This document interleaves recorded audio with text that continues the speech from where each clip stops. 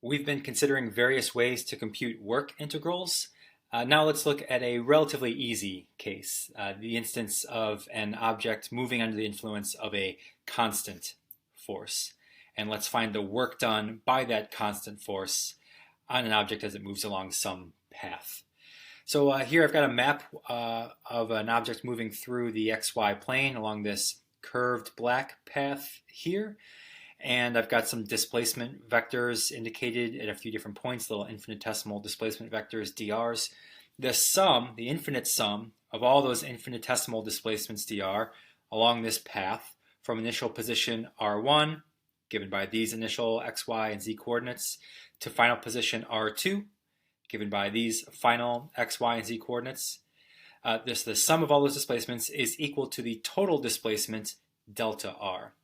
So that's this picture right here. Sum all those little dr vectors, and we get the delta r vector. So here, summing all those drs, I get this delta r vector. And that delta r vector is identical to the final position minus the initial position, final minus initial, r2 minus r1. So we take these final x, y, and z coordinates and subtract these initial x, y, and z coordinates. So we take x2 minus x1 to get x2 minus x1. That's the I hat component of delta r. Then y2 minus y1 times j hat plus z2 minus z1 times k hat.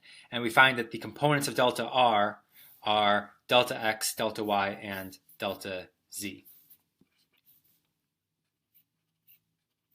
There.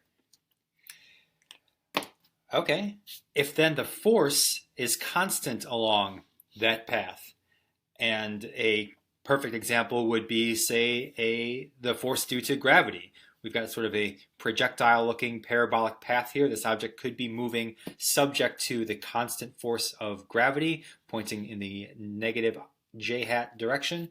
So if the force is constant along the path, then it can be pulled out of the work integral. Here would be our work integral. It simplifies nicely. We would integrate f dot dr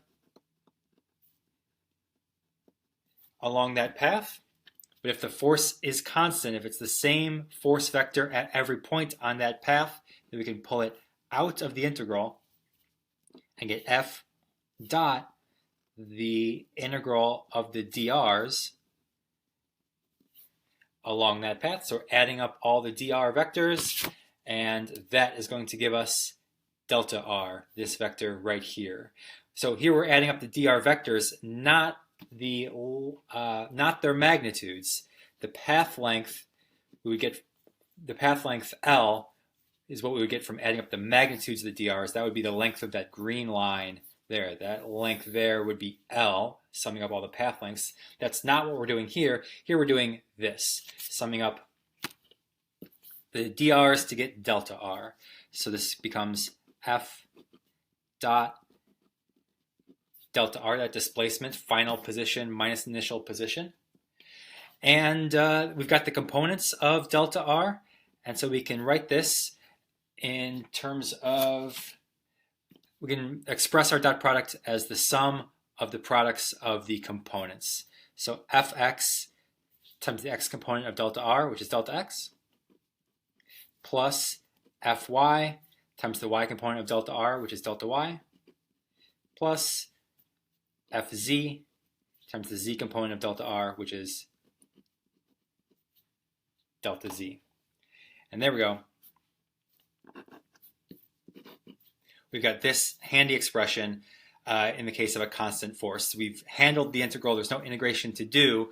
If our force is constant, then we just sum the components of the force times the displacements times the components of the displacement. Okay, so let's apply that. I'm going to skip this section here for the time being. Let's go down to this example.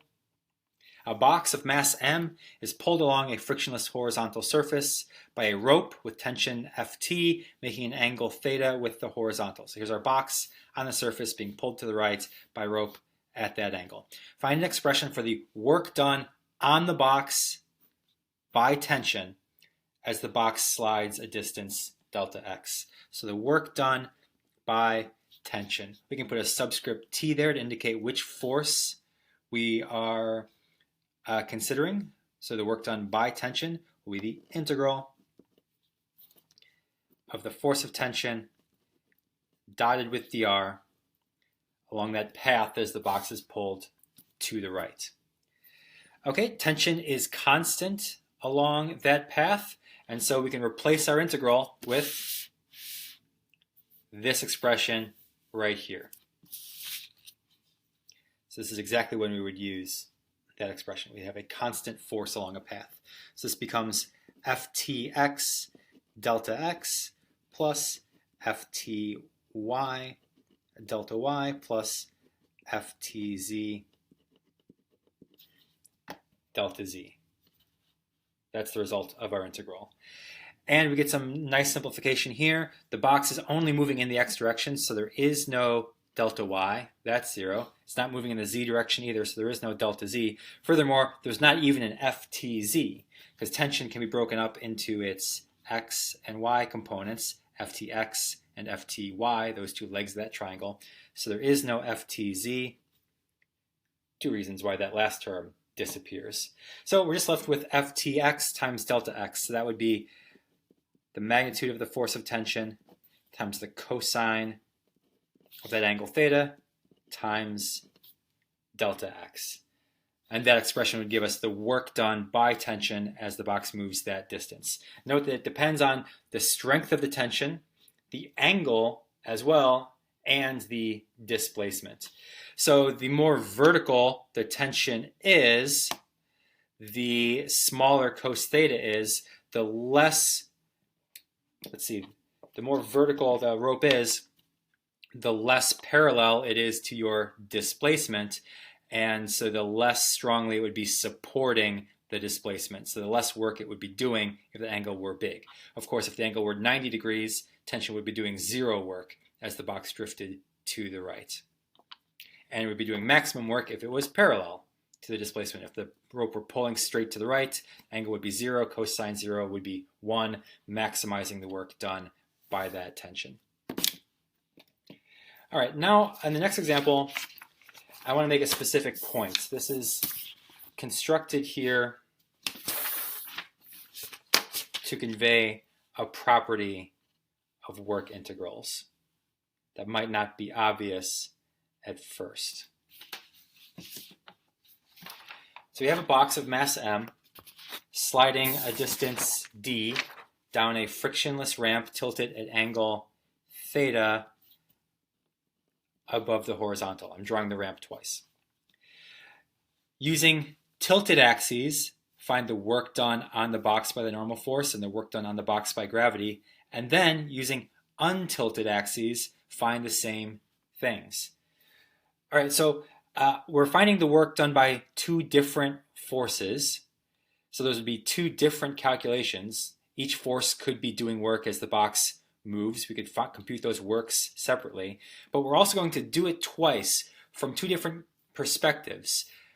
Once with the tilted set of axes, once with an untilted set of axes, to see if that makes any difference to the result. Okay. To find the work done by a force, we need to know the direction of that force, so we'll need our FBD. So we'll start there. Let's get our force of gravity and our normal force on that FBD. And this time we're going to use tilted axes. We use our standard strategy of aligning the axes with the acceleration. We know we'll be accelerating down the ramp, so we'll tilt our XY axes to align with the ramp. So X points down the ramp and Y points perpendicular to the ramp. So there's our tilted axes. And we see that the force of gravity will need to be broken into components. That'll be angle theta right there. And normal force will be equal to the Y component of gravity, FGY. Okay, for our displacement, let's note that your delta x will be that distance d. This is the distance we go in the x direction. and the box does not move at all perpendicular to the ramp, so delta y would be 0. Now, the work done by the normal force. The work done, not the language here, the work done on the box by the normal force. We say the force does the work on the object that the force is pushing on. Okay, so the normal force will be constant the whole time we're moving down this ramp. So we know that if our force is constant, we can express the work done as Fnx delta x plus Fny delta y, and we know there's no z component, so we can just leave the z component off.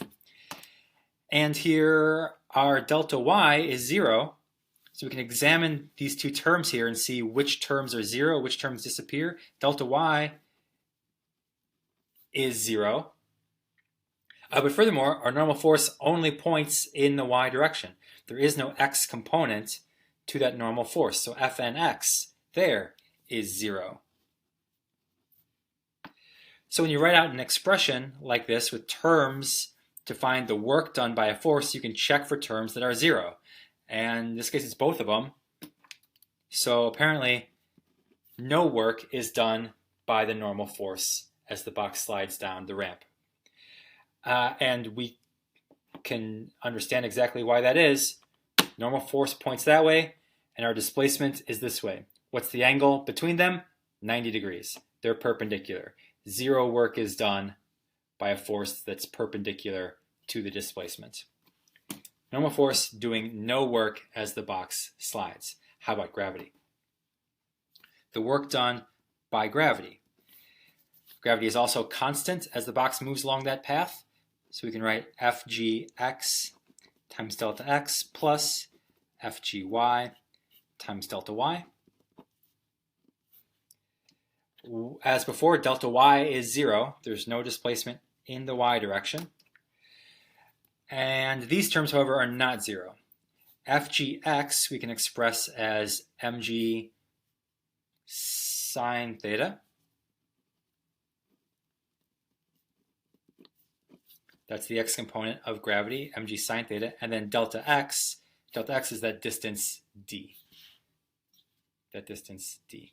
So this is Fgx times our distance d. So there's an expression for the work done by gravity. We can see that it will be positive since our displacement points in that direction and gravity points in this direction, and they make an acute angle. They are roughly supporting each other. Gravity is doing positive work as it pulls the box down the ramp.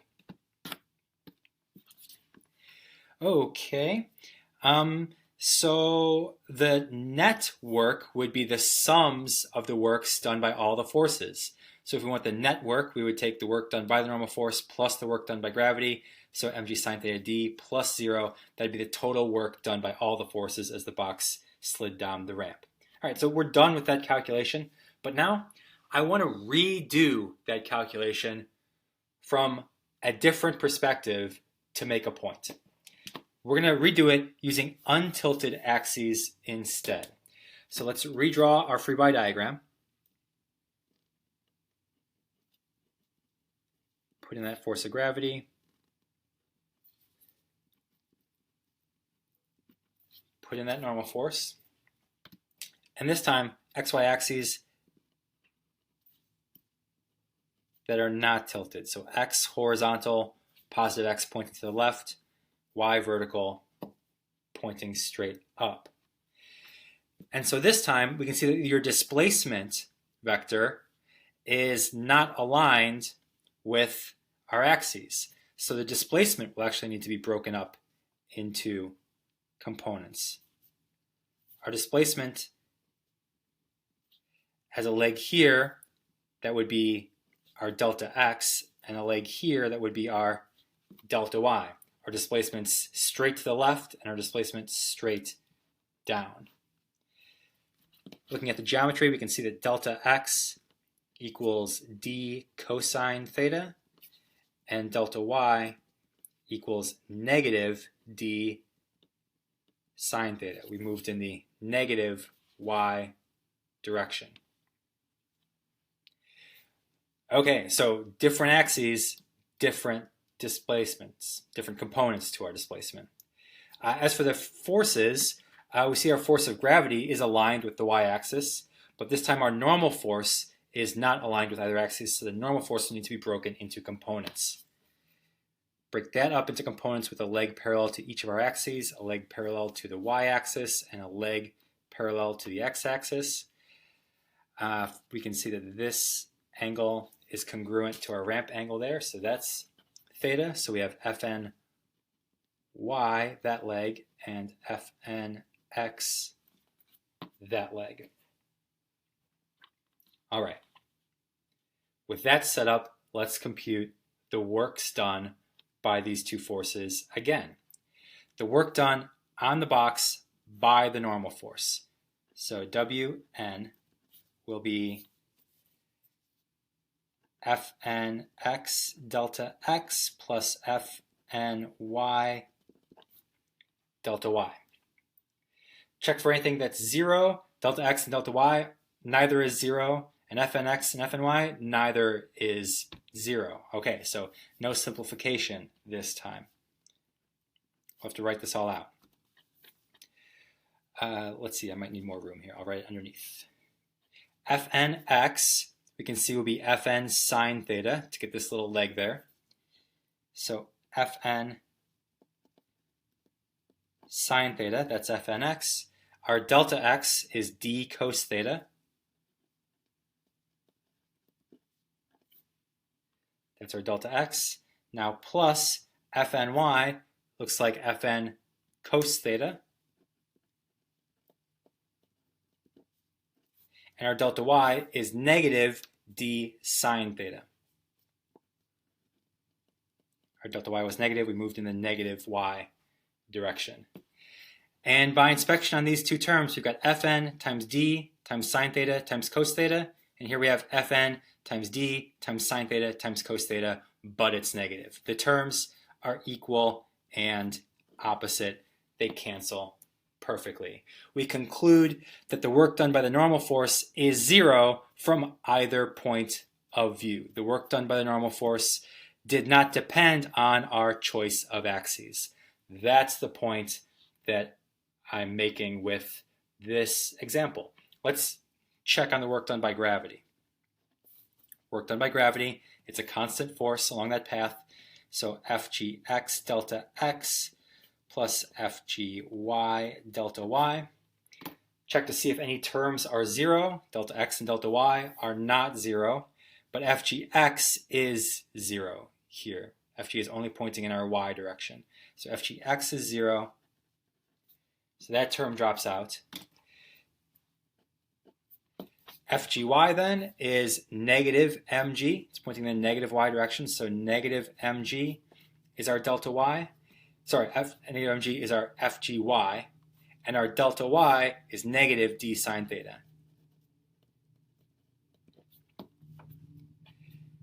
Putting those together, we get negatives cancel out, mg d sine theta. Compare to up above, and we see that we found the same work done by gravity from this other point of view. Conclusion here is that the work done by a force is, we would say, independent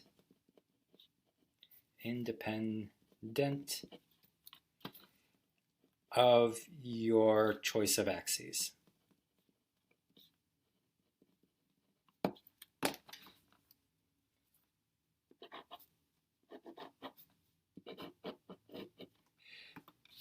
Meaning you are free to choose whichever set of axes you want. So free to choose whichever is more convenient for the calculation. So between these two cases, you can pick which seems like which seems easier.